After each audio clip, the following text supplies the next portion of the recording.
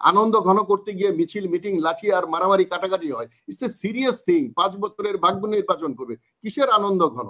নির্বাচনের রেজাল্ট না হওয়া পর্যন্ত কিসের আনন্দ ঘন? এগুলো বলে এই নির্বাচনকে সবকিছু মিলিয়ে যদি আপনি বলেন, তাহলে এই জিয়া রহমানি সবগুলো বিষয় নিয়ে যদি আরো কিছুদিন উনি থেকে যেতেন, তাহলে যা হতে পারত, আর এই ডক্টর ইউনূস যদি আরো 1 বছর থেকে যেতেন, তাহলে ভারতের সাথে আমাদের সম্পর্ক কিভাবে হিসাব কিতাব হতো সেটা বঙ্গবন্ধু করেন বলছেন। রিজার্ভ বেড়েছে, এটা বেড়েছে, তাহলে আরেক বছর উনি থেকে নির্বাচনটা সুষ্ঠু করে না করে উনি, অনেকে মনে করছে এখন যে সেফ এক্সিটের জন্য উনি এখন নির্বাচন দিয়ে এত বিরক্ত করা হচ্ছে যে এখন নির্বাচন দিয়ে আমি চলে যাই। প্রথম যে প্রশ্নটা, কত পার্সেন্ট ভোট পড়ছে কারেন্ট, মানে যোগ হচ্ছে ভোট গণনা হচ্ছে কিনা, কিভাবে উনি জানবেন উনি ভোট দিতে পেরেছেন? কত গুরুত্বপূর্ণ একটা প্রশ্ন। আমরা কিন্তু নির্বাচন কমিশনের সাথে যে কমিশন ঘটেছিল ডক্টর বদিউল আলম মজুমদারের মাধ্যমে ওনাকে বলেছিলাম যে এর কিছু কিছু যেন স্পষ্ট ধারণা পাওয়া যায়।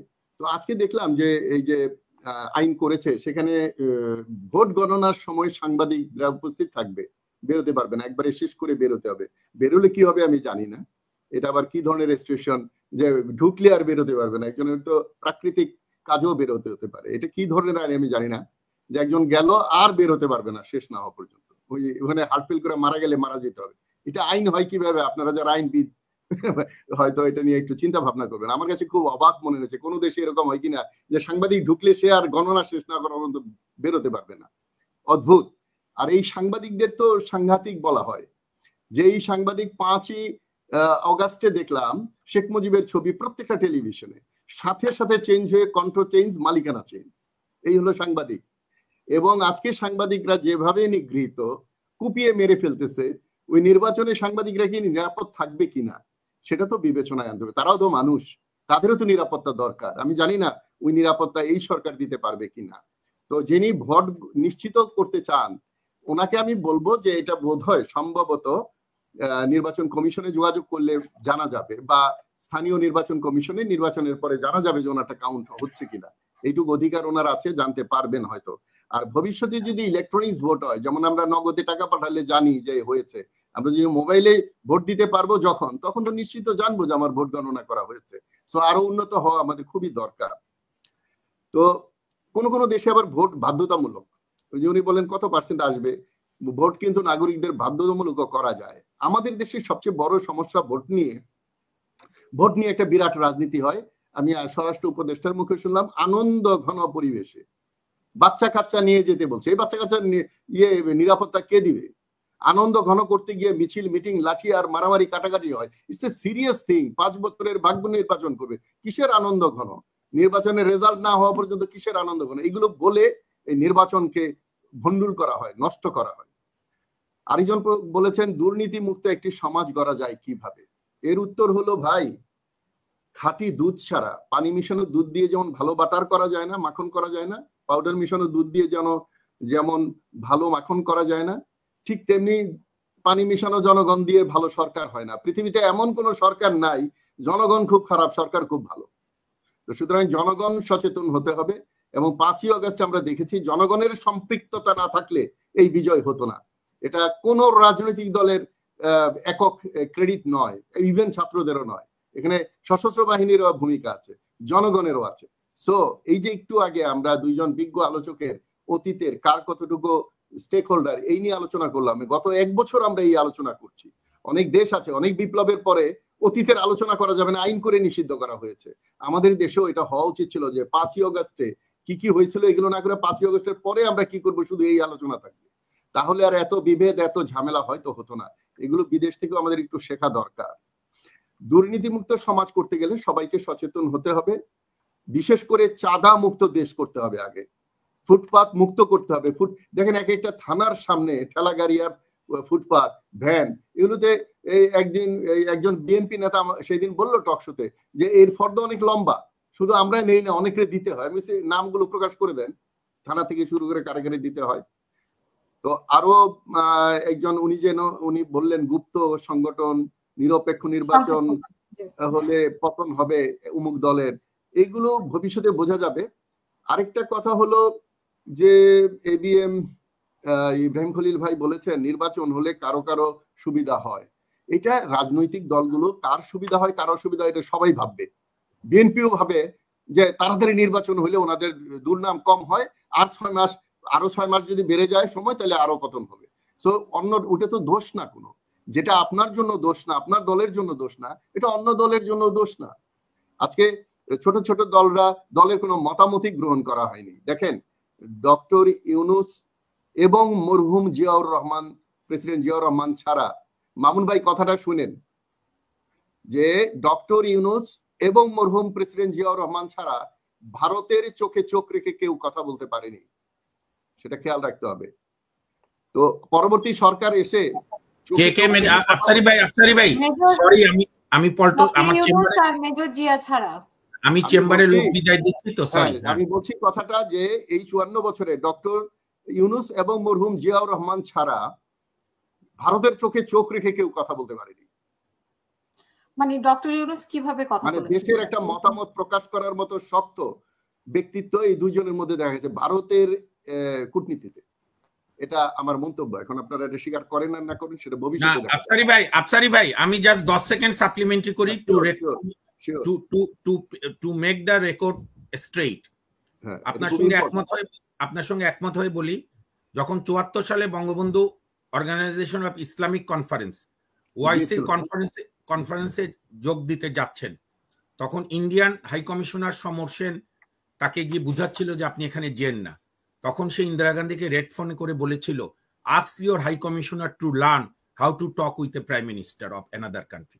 তো বঙ্গবন্ধু জিয়াদের আশপাশে আমরা কেউ পৌঁছাতে পারছি না, বলেন। না ওটা আমরা জানি, ওইটা আমিও ঘটনা জানি, ওটা এক্সেপশনাল। আপনি 25 বছরের চুক্তি, অন্যান্য বিষয়, ফারাক্কা সবকিছু মিলিয়ে যদি আপনি বলেন, তাহলে জিয়া রহমানি সবগুলো বিষয় নিয়ে যদি আরো কিছুদিন উনি থেকে যেতেন তাহলে যা হতে পারতো, আর এই ডক্টর ইউনূস যদি আরো 1 বছর থেকে যেতেন তাহলে ভারতের সাথে আমাদের সম্পর্ক কিভাবে হিসাব কিতাব হতো সেটা বঙ্গবন্ধু করেননি। সুতরাং ওটা একটা এক্সাম্পল, ওটা আমি জানি ইতিহাসটা, পাকিস্তানে গিয়েছিল।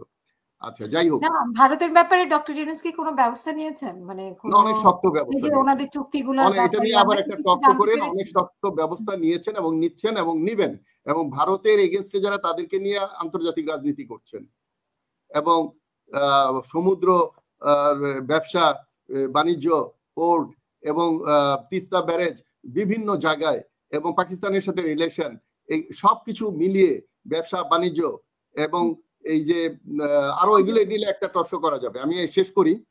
তো এই বিপ্লব এবং অভ্যুত্থানের ভূমিকা যে ভাগাভাগি আমরা করি, এটাকে একেবারে বিরত থাকা উচিত ইলেকশন আগ পর্যন্ত।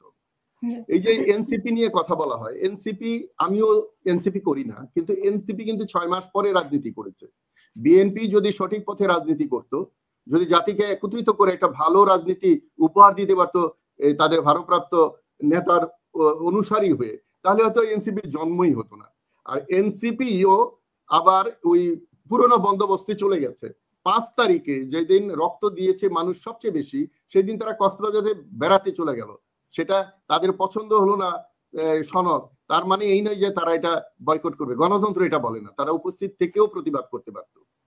আমার ভাই এই যে ইব্রাহিম ভাই বলেছেন মিডিয়াতে নাকি দেখা যায় রিক্সা চালকরা অধীর আগ্রহে বসে আছেন ধানের শীষে ভোট দেওয়ার জন্য।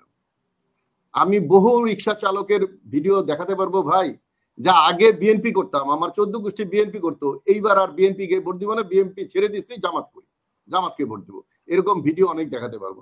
একটু আগে আমরা সোশ্যাল মিডিয়া সম্পর্কে কিছু কথা বলেছি, কিন্তু আমি মনে করি এআই এর মাধ্যমে তো অনেকে অনেক কিছু বানায়। আমি সেই কথাটাই বলতে চাই, আমরা সোশ্যাল মিডিয়ার মাধ্যমে বিপ্লব থেকে শুরু করে যা পেয়েছি তার চেয়ে ক্ষতিকর দিক কম। কোনটা এআই পরিষ্কার বোঝা যায় যে বাচ্চাদের নিয়ে কিছু করা হচ্ছে। ইভেন আপনি 10টা সোশ্যাল মিডিয়ার মেসেজ করলে, আপু আমি শেষ করে নিই, আপনার কথাটাই হয়তো বলছি, যে 10টা মিডিয়ার আপনি ভুল, ইভেন বাংলাদেশ টেলিভিশনে, বাংলাদেশের বিভিন্ন টেলিভিশনে এখন ফ্যাক্ট চেকিং অনুষ্ঠান হচ্ছে, কোন চ্যানেল কি বলছে, এরপরে ইন্ডিয়া কি বলছে, এগুলো আবার ফ্যাক্ট চেকিং করে করা হয়। আমি মনে করি যে কোনো নাগরিক একটা সোশ্যাল মিডিয়া, আগে হতো প্রথমেই যে অমুককে মেরে ফেললো, অমুককে মেরে ফেললো, অমুক নাই, যেমন এই যে সেফুদা মারা গেছে কদিন আগে দেখলাম, পুরো চলতেছে, আবার উনি বলছেন আমি মরি নাই। কিন্তু আগে মরলে কিন্তু এটা তাৎক্ষণিক একটা রিয়াকশন হতো, এইবার কিন্তু এটা হয় নাই, সবাই জানে যে এটা ভুয়া। সো সোশ্যাল মিডিয়াকে হ্যান্ডেল করার জন্য বাংলাদেশের মানুষ প্রস্তুত হয়ে গেছে। ওটা ধানের শীষে ভোট দিতে বেশি বলছে নাকি নিরপেক্ষ নির্বাচন চাই সেটা বলছে। সুতরাং আমি আপনার ওই নির্বাচনের ব্যাপারে আরো কয়েকটা কথা বলি মানুষের স্বার্থে। আপনি যেই প্রশ্নটা আমাকে শুরু করেছিলেন, শুনেন, যেই দেশে সার্ভিং একজন মেজর প্রশিক্ষণ দিচ্ছে, যেই প্রশিক্ষণ নির্বাচনের এগেনস্টে যায়, যেই দেশের বিমান বাহিনীর ভেতরে আছে, পত্রিকার হেডিং আসে, সেই দেশে নির্বাচন করে যারা চিৎকার করে তারা শুধু ক্ষমতাই চায়। এই বাংলাদেশ এখন প্রস্তুত নয় একটা নির্বাচন দেওয়ার জন্য। আমি ব্যক্তিগতভাবে, দলীয়ভাবে, জোটবদ্ধভাবে বলছি, আজকে যদি ওইগুলো ক্লিয়ার না করে বাংলাদেশ থেকে আমি দালাল বলি, বাংলাদেশ থেকে দালাল মুক্ত এবং চাঁদা মুক্ত না করে নির্বাচন হয়, সেই নির্বাচন হতে পারে বাংলাদেশের জন্য বুমেরাং, হতে পারে আমাদের যে বিজয় তার ফেলিউরের এক কারণ ইতিহাসে লেখা থাকবে যে একটা অথর্ব দুর্বল সরকারের মাধ্যমে দুর্বল নির্বাচন দ্রুত দেওয়ার। আজকে শেখ হাসিনা থাকলে 29 সালে নির্বাচন হতো, সেই নির্বাচনের জন্য যদি আরো 1 বছর লাগে, এই যে ডক্টর ইউনূস বক্তৃতা দিয়েছেন অর্থনৈতিকভাবে অনেক উন্নয়ন করেছেন বলছেন, রিজার্ভ বেড়েছে, এটা বেড়েছে, তাহলে আরেক বছর উনি থেকে নির্বাচনটা সুষ্ঠু করে না করে উনি, অনেকে মনে করছে এখন যে সেফ এক্সিটের জন্য উনি এখন নির্বাচন দিয়ে এত বিরক্ত করা হচ্ছে যে নির্বাচন দিয়ে আমি চলে যাই। এটা জনগণের মতামত। তো সুতরাং আমি মনে করি নির্বাচনের জন্য এখন প্রস্তুত নয় দেশ, এটা একটা দল প্রস্তুত। দিন দিন তাদের গ্রাফ ছোট হয়ে যাচ্ছে, যার জন্য তারা অস্থির হয়ে গেছে নির্বাচনের জন্য। আর অধিকাংশরাই চায়, এই যে নুরুল হক নূর তার নিজ বাড়িতে গিয়ে প্রচার করতে পারেনি, আগামী 300 সিটে কয়জন প্রচার করতে পারবে? তো সুতরাং এগুলো বলে লাভ নাই। সুতরাং নির্বাচনের পরিবেশ হয় নাই, পরিবেশ হলে আমি সেদিন সরকারকে ধন্যবাদ দিব, স্বরাষ্ট্র মন্ত্রণালয়কে ধন্যবাদ দিব। আমি আইন শৃঙ্খলার মানুষ, আমি বর্তমানে যে অবস্থা আছে এটা বাংলাদেশে একটা সুষ্ঠু নির্বাচনের পরিবেশ নয়। সবাইকে ধন্যবাদ। অসংখ্য